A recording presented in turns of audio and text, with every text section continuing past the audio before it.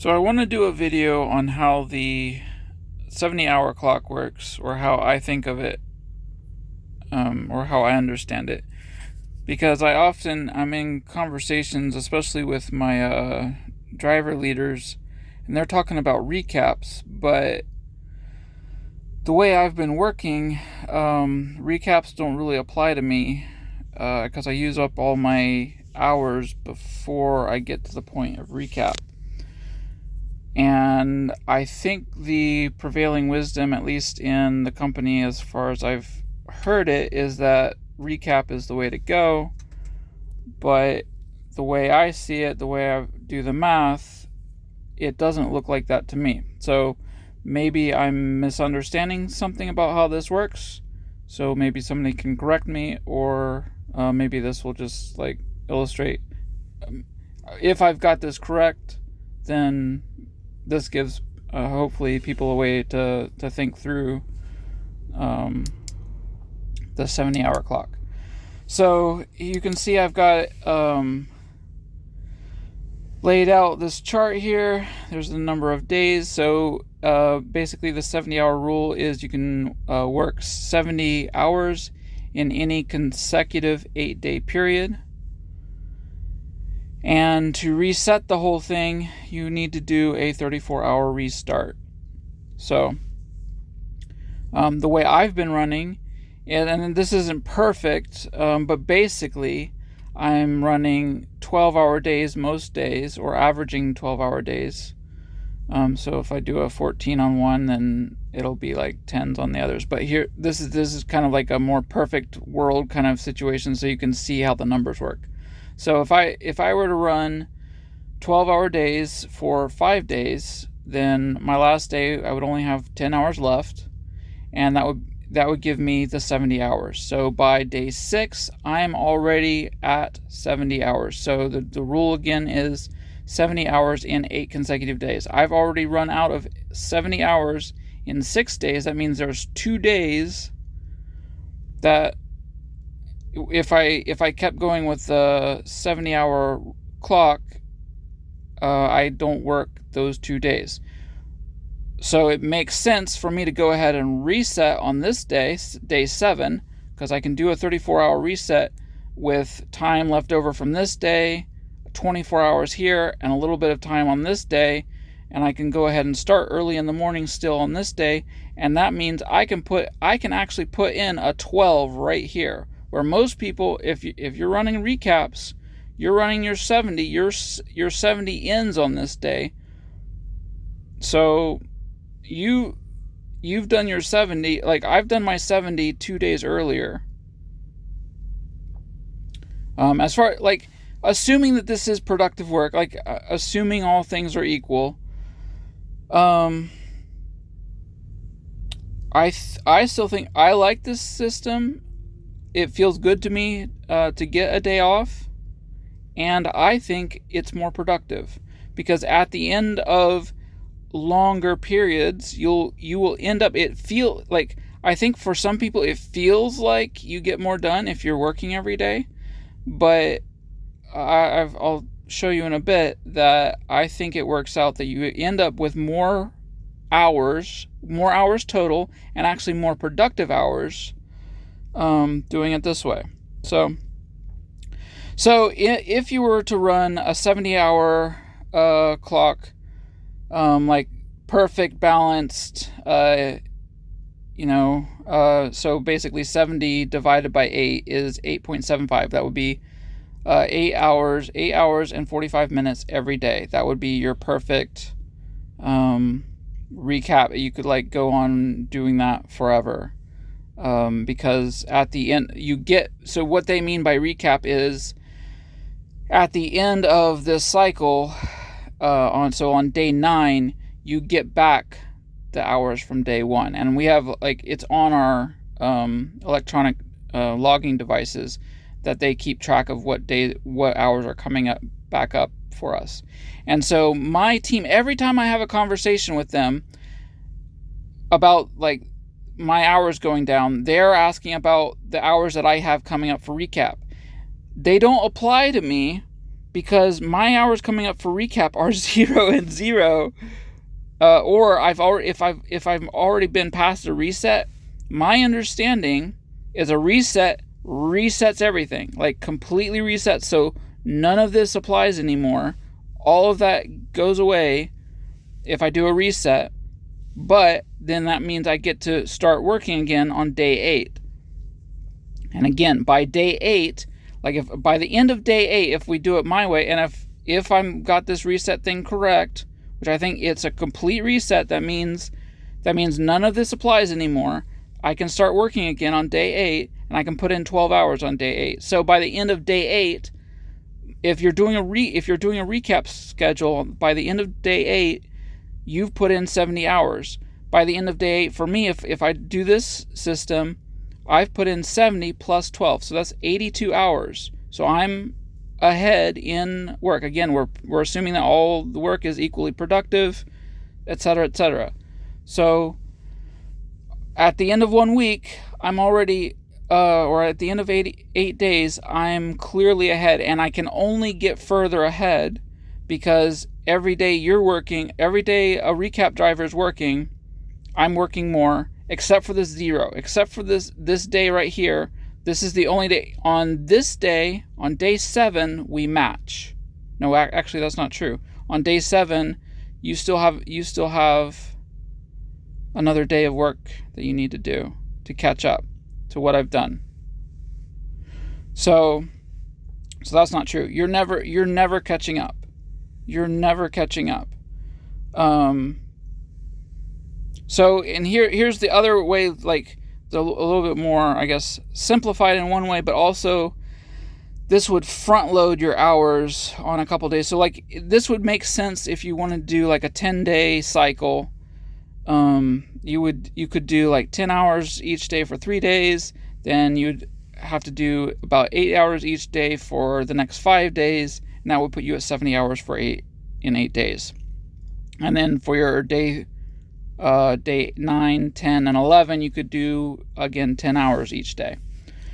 So that would be, it's basically it's a more simplified, I'm using it because it's a more simplified version than thinking 8.75, and it's actually a more advantageous, it can only be more advantageous to do it this way, especially if you end in the first 3 days of this cycle. You're doing extra 10-hour days, so you're doing, so instead of doing an 8.75 here, you can do a 10, a 10, and a 10. So it kind of works out for a 10-day cycle. This could definitely make sense to do. And some of this might just be down to personal preference. Like, if you work better this way, then, I don't see any problem with that. That seems fine. I think I like working in larger increments. I think, like I do barely anything else but, eat, sleep, and drive. And I've actually I'm a totally new driver, so I'm not trying to make I know all the ins and outs and everything, but I think I understand the system. I'm good at strategy, and I'm fairly literate at numbers. So I read the rules, and this is what I think after reading the rules. And I actually, my experience of working this way, I feel more stable. I like the day off. Feels good. But I've actually been losing weight over the road. I just work, or I'm off, and it just, I don't know, it just feels good to me. So that's part of why I'm doing it, but I'm showing here that I think that the math actually works out in my favor too. So here we have this all laid out over 21 days. So up here you can see the days, and then we get the total. So if we're doing, I guess you can pause the video and count them up and make sure I did the math right. But basically, you can see that this is pretty easy to do, because if I'm doing a 70-day cycle, 21 actually worked out with the lines on the page. It worked out really good. So that 21 is a perfect 3 cycle for the way I do it, and you end up with there's 70 hours in each cycle, so 70 is 140, another 70 is 210 hours of work. And this is the worst day to consider this system, is the 0 day, because that's obviously, it's the 0 day. So like the next day over, what happens? I'm going to put in 12 hours, and this driver on this system, actually, because they're doing 10s and 8s, they'd actually be putting in 8. So I'm increasingly pulling away in the amount of hours I do, and this is their catch-up day. When I do 0 and they do some, this is their catch-up day. So this is the worst day for me to compare, and I'm still ahead, right? So you can add all these up, and I believe I've done the math correctly, because this is a full cycle of 70. This is a full cycle of 70, and then you just need to add those on to it, and that gets you up to 186 hours. So, yeah, I think I'm explaining that overall, if I've understood how this works and how the reset works and applies, then I think the no recap. So, if I'm correct, we should stop. I am going to keep. I intend to continue doing this schedule, working more hours, but not recapping. So every time I have a conversation with somebody that starts talking to me about recapping, I'm gonna get a little bit. I don't know. I need to figure out a way to explain it without pictures, I guess. So that makes sense. But this is how the math works out. I think I'm doing it correctly, and I think it works out. And here's the other thing. Here's the additional thing, is that I believe this working more in larger chunks is more efficient, because there's more lossy, it's more friction on this system than there is on this system. It's a little bit counterintuitive, because you think, oh, there's a 0 there. How can that possibly be less friction than this? But every day you're working, there's some stuff that you're doing that isn't productive. So there's like basically startup and shutdown, and there's a couple of things in between. So let's say you're doing a 30-minute inspection in the morning, a 15-minute inspection in the afternoon sometime, and then a 15-minute inspection to close out the day. Let's say you do that. So that's an hour every day spent on inspections. Except that on these days, because it's counterintuitive, but because I'm not doing anything on these days, I'm not doing those inspections. And so those inspections aren't being counted as loss. There's more. Basically, these are bigger chunks of productive work, potentially, if I'm doing my job correctly. Then these are bigger chunks of more production in between all the friction that the job comes with. And so another example of some of the friction that might be there is route planning, or getting to safety for a night of sleep. So I'm not doing that on this day. I'm not doing any of those activities. I have done that activity already this day, and it has counted this day for both days, because I'm not moving the vehicle on this day. So I'm not inspecting it. I'm not route finding.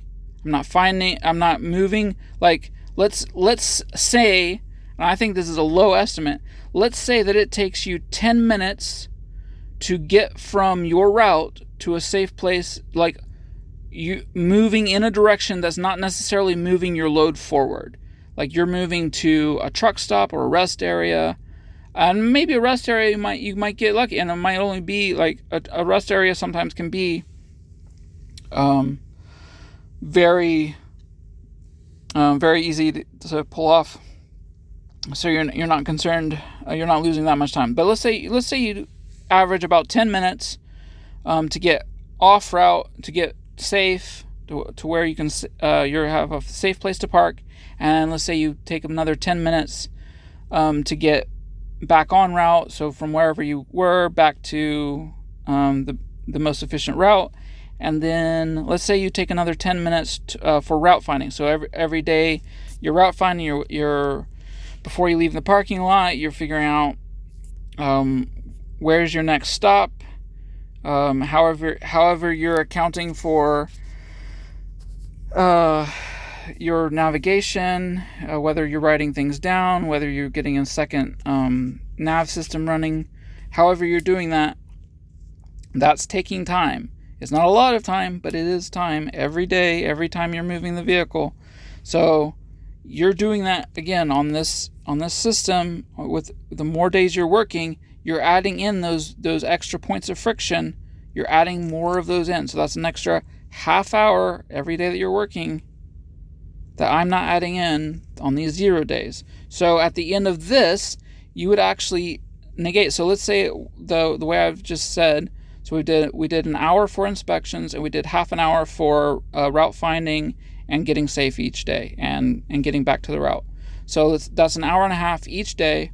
So by the end of this 21-day cycle, if we add in that friction on this, the friction on this, the recap system is 21. So you're 21 hours for the inspections, plus another 10 and a half for the route finding. So you're at 30. What is that? 31 and a half. So you're, let's see, minus, I shouldn't be doing this live, but 31.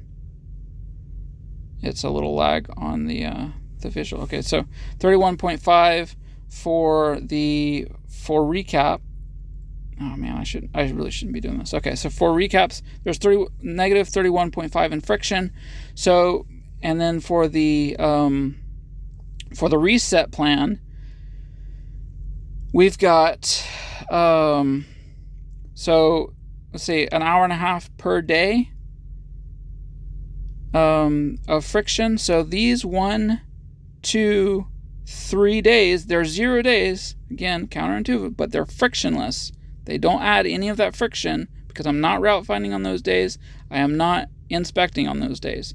So I get to add another hour and a half for each day. So that's 4.5 hours. So I get to add plus another 4.5 hours. So let's see, that takes off the half there. I'm at 27. So I'm at